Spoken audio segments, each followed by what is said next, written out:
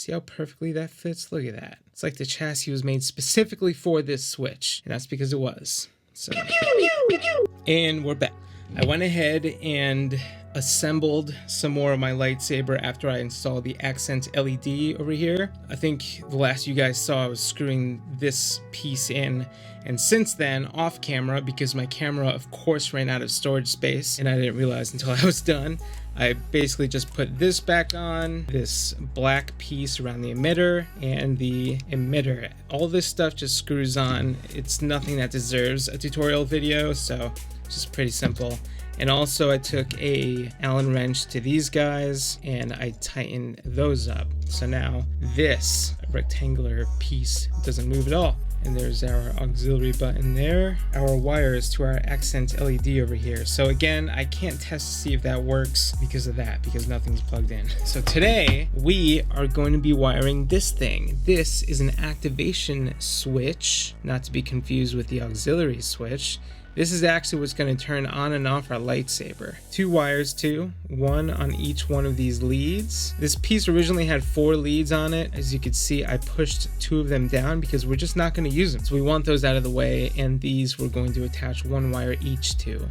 And once we do that, we will install it into the chassis over here to this designated activation switch area. See how perfectly that fits? Look at that. It's like the chassis was made specifically for this Switch, and that's because it was. Okay, so once that is installed with wires and everything, it's going to go into the shaft of the lightsaber like this. And if you look over here, there's a little hole. That's where we're going to put our red button, which is over there somewhere, our activation switch that you'll be able to see. Because once this is inside the body of the lightsaber, you're never going to see this piece. You're only going to see the piece on the outside. The piece on the outside is going to push through and click on that.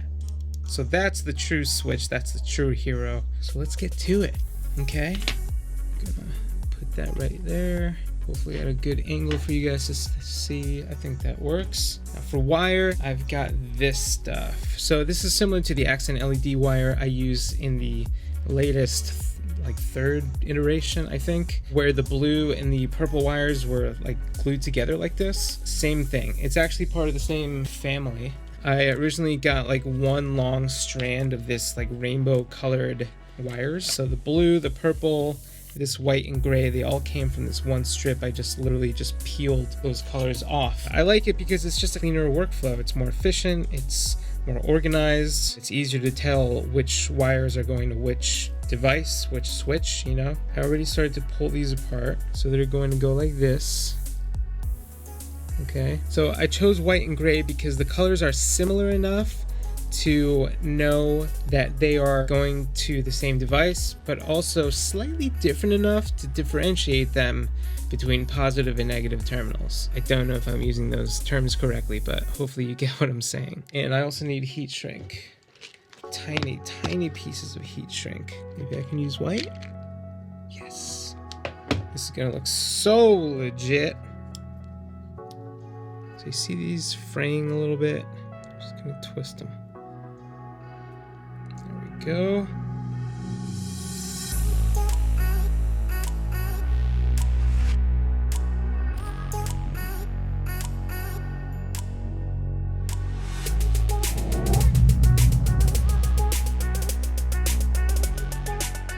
Gonna put our heat shrink on. I'm just gonna do these one at a time.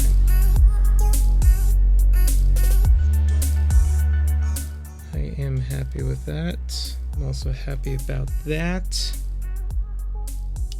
That's good. There is our activation switch. I'm just going to feed this through our chassis.